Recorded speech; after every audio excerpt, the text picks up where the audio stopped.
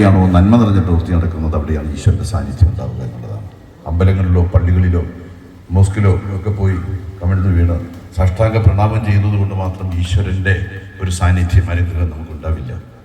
രാവിലെ മുതൽ വൈകുന്നേരം വരെ കള്ളും കാപ്പട്ടിയൊക്കെ കാണിച്ച് വൈകുന്നേരം ആകുമ്പോഴത്തേക്ക് അതിൽ നിന്ന് കിട്ടുന്ന കുറച്ച് പണം കൊണ്ടുവന്ന് ഭണ്ഡാരത്തിൽ നിക്ഷേപിച്ചിട്ട് ഈശ്വരനെ അങ്ങനെ വിലക്കെടുക്കാൻ ശ്രമിക്കുന്ന ശക്തികളുള്ളൊരു സമൂഹത്തിലാണ് നമ്മൾ ജീവിക്കുന്നത്. ഇവിടെ ഞാൻ പറഞ്ഞിട്ടുണ്ട്, ഒരു വർഷം വന്നപ്പോഴത്തേക്കാണ് എൻ്റെ അടുത്തിരുന്ന ഫാദർ ഒരു മാതൃഭൂമി പത്രത്തിൻ്റെ ഒരു ഫോട്ടോ എന്നെ കാണിച്ചിട്ട് ചോദിച്ചു. ആ ഫോട്ടോ എന്ന് പറയുന്നത് മെഡിക്കൽ കോളേജിലെ മെഡിക്കൽ കോളേജിനകത്ത് ചവർ കൂനയിൽ പൂർണ്ണ നഗ്നനായിട്ട് കിടക്കുന്നതായിട്ടുള്ള ഒരു യാചകനെ പോലെ തോന്നിക്കുന്നതായിട്ടുള്ള ഒരാളിൻ്റെ ചിത്രമാണ് എന്നെ കാണിച്ചത്. എന്നിട്ടാണ് ചോദിച്ചു, ഈ ആളെ മനസ്സിലായോ എന്ന് ചോദിച്ചു. ഇത് മനസ്സിലായോ ചോദിച്ചു. ആ ആളിവിടെ ഉണ്ടെന്ന് പറഞ്ഞു. അപ്പം ഞാൻ അതിൻ്റെ വാർത്ത വായിക്കുകയും ഞാൻ ഫാദറോട് ചോദിക്കുകയും ചെയ്തിട്ട് സംഭവം. അപ്പോൾ പത്രത്തിലൊരു വാർത്ത വന്നു, ഇങ്ങനെ ഈ അവിടുത്തെ ചവർ കൂനയിൽ മരണത്തോട് മല്ലിട്ട് ഏതാനും നിമിഷങ്ങൾ കഴിയുമ്പോൾ മണിക്കൂർ വഴി മരിക്കും എന്നുള്ള മറ്റി കിടക്കുന്നതായിട്ടുള്ള ഒരു മനുഷ്യൻ.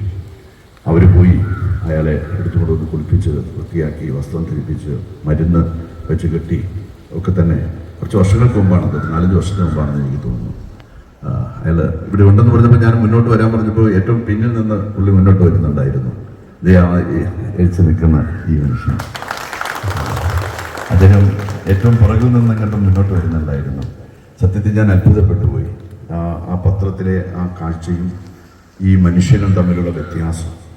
ഒരു ഉടുതുണിയില്ലാതെ പൂർണ്ണ നഗ്നനായി ഒരു വൃത്തികെട്ട ചവർക്കൂനയിൽ കിടക്കുന്ന, ഏതാനും സമയം കഴിയുമ്പോൾ വേണമെങ്കിൽ മരിക്കാവുന്ന അവസ്ഥയിൽ കിടക്കുന്ന ഒരു മനുഷ്യനെ താങ്ങിയെടുത്ത് ഈ വിശ്രാന്തി ഭവനിൽ കൊണ്ടുവന്ന് അയാൾക്ക് ആഹാരം കൊടുത്ത് മരുന്ന് കൊടുത്ത് ചികിത്സിച്ച് അയാളെ മനുഷ്യക്കോലമുള്ളവനാക്കി മനുഷ്യനാക്കി മാറ്റിയ ഒരു നന്മയുണ്ടല്ലോ. അതുകൊണ്ടാണ് ഞാൻ പറയുന്നത്, അവിടെയാണ് ഈശ്വരൻ്റെ സാന്നിധ്യം നമുക്ക് അനുഭവപ്പെടുന്നത്.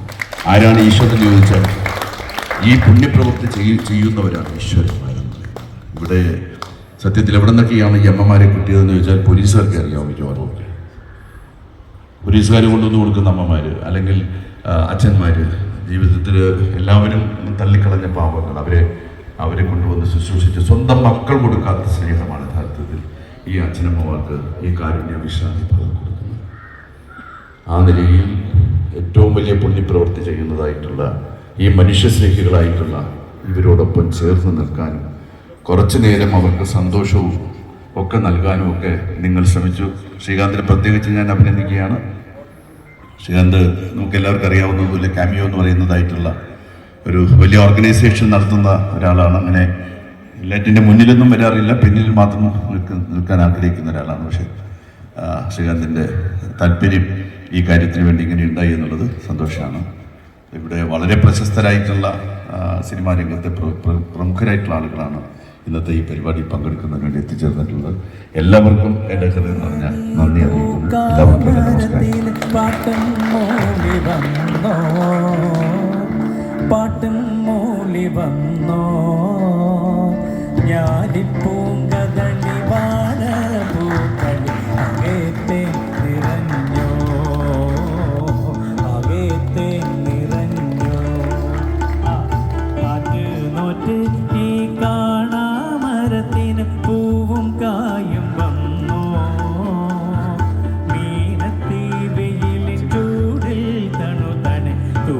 വീശി